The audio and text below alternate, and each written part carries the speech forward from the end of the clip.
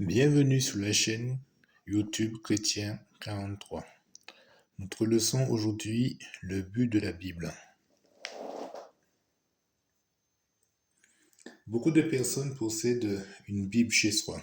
Je pense que une bonne partie des habitants des familles ont une Bible chez soi. Certains la gardent dans une bibliothèque, d'autres la lisent parfois quand ils ont le temps. Mais peu de personnes se posent cette question essentielle. Pourquoi Dieu nous donne-t-il la Bible? Est-ce simplement un livre religieux pour les chrétiens? Est-ce un livre d'histoire ancienne? Ou a-t-il un objectif précis? La Bible elle-même répond à cette question. Lisons 2 Timothée 3, verset 15. Et que dès ton enfance, tu connais les saintes écritures qui peuvent te rendre sage en vue du salut par la foi en Jésus-Christ. Remarquons 3 choses, 3 vérités dans ce verset. Les saintes écritures viennent de Dieu. Elles peuvent rendre l'homme sage. Et leur but est le salut par Jésus-Christ. La Bible a donc un objectif clair, conduire l'homme au salut. Pour comprendre cela, examinons 3 choses. Le but de l'Ancien Testament, le but du Nouveau Testament et comment ça s'applique à nous aujourd'hui. Donc, premier point, le but de l'Ancien Testament. Beaucoup pensent que l'Ancien Testament est simplement l'histoire d'Israël.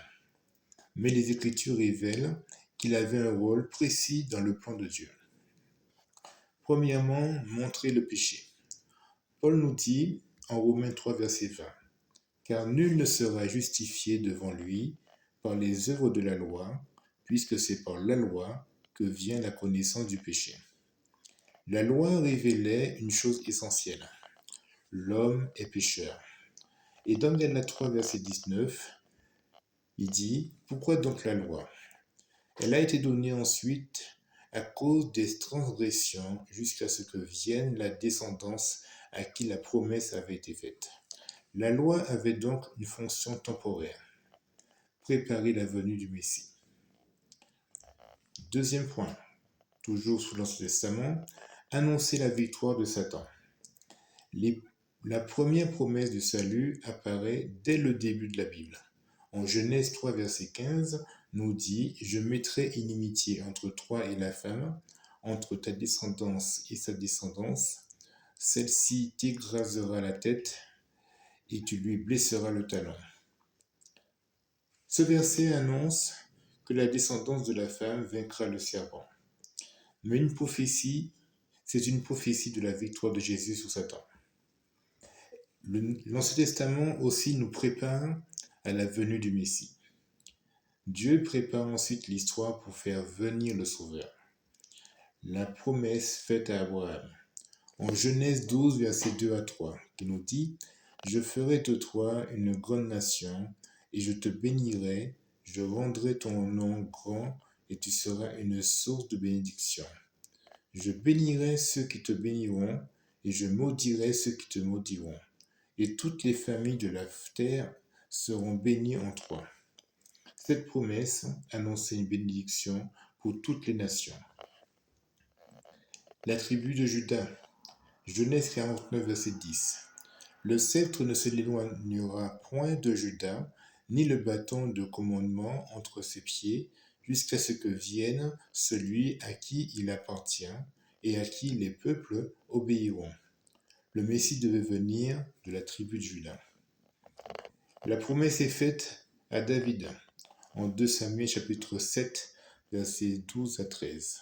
« Quand tes jours seront accomplis et que tu seras couché avec tes pères, j'élèverai ta postérité après toi, celui qui sortira de tes entrailles, et j'affermirai son règne. Ce sera lui qui bâtira une maison à mon nom, et j'affirmerai pour toujours le trône de son royaume. » Et bien sûr, nous voyons que l'Ancien Testament annonce la naissance miraculeuse de Jésus. En Ésaïe 7, verset 14, il nous dit « C'est pourquoi le Seigneur lui-même vous donnera un signe. Voici la Vierge deviendra enceinte, elle enfantera un fils, et elle lui donnera le nom d'Emmanuel. Elle annonce même le lieu de naissance, où il dit en Michée 5, verset 2, et toi, Bethléem, Ephrata, petite d'entre les milliers de Juda, de toi sortira pour moi celui qui dominera sur Israël, et dont l'origine remonte aux temps anciens, au jour de l'éternité. Tout l'Ancien Testament prépare ainsi la venue de Jésus. Et bien sûr, Jésus confirme ce rôle. Jésus dit en Matthieu 5, verset 17, « Ne croyez pas que je sois venu pour abolir la loi ou les prophètes. Je suis venu non pour abolir, mais pour accomplir. » Et Paul, bien sûr, ajoute en Galates 3, verset 24, « Ainsi la loi était comme un pédagogue pour nous conduire à Christ, afin que nous soyons justifiés par la foi. » Le but de l'Ancien Testament était donc conduire les hommes vers Christ. Maintenant, quel est le but du Nouveau Testament? Si l'Ancien Testament prépare la venue du Sauveur, le Nouveau Testament révèle son œuvre et son message. Premièrement, révéler l'Évangile. Marc 1, verset 1 nous dit « Commencement de l'Évangile de Jésus-Christ, Fils de Dieu ». Paul résume l'Évangile dans 1 Corinthiens 15, 1 à 4, qui nous dit « Je vous rappelle, frères, l'Évangile que je vous ai annoncé, que vous avez reçu, dans lequel vous demeurez ferme et par lequel vous êtes sauvés, si vous le retenez dans les termes où je vous l'ai annoncé, autrement vous auriez cru en vain. Je vous ai enseigné avant tout, comme je l'avais aussi reçu, que Christ est mort pour nos péchés selon les Écritures, qu'il a été enseveli et qu'il est ressuscité le troisième jour selon les Écritures. » Le Nouveau Testament nous révèle le seul moyen du salut. En Acte 4, verset 12, il est dit « Il n'y a de salut en aucun autre, car il n'y a sous le ciel aucun autre nom qui a été donné parmi les hommes, par lequel nous devions être sauvés. » Troisièmement encore, le Nouveau Testament nous révèle la justice de Dieu. Selon Romains 1, verset 16 à 17, qui nous dit « Car je n'ai point honte de l'Évangile, c'est une puissance de Dieu pour le salut de quiconque croit, du juif premièrement, puis du grec. Parce qu'en lui est révélée la justice de Dieu par la foi et pour la foi. Selon qu'il est écrit, le juste vivra par la foi. » Et bien sûr, quatrièmement, révéler l'enseignement des apôtres. Elle sert aussi à ça, le Nouveau Testament. Révéler l'enseignement des apôtres, inspiré par le Christ. Et il nous dit en Acte 2, verset 42, « Il persévérait dans l'enseignement des apôtres, dans la communion fraternelle, dans la fraction du pain et dans les prières. » C'est le modèle de l'Église du Nouveau Testament. Troisième point, comment cela s'applique à nous aujourd'hui, chrétiens de 2026, au XXIe siècle. La Bible ne parle pas seulement du passé.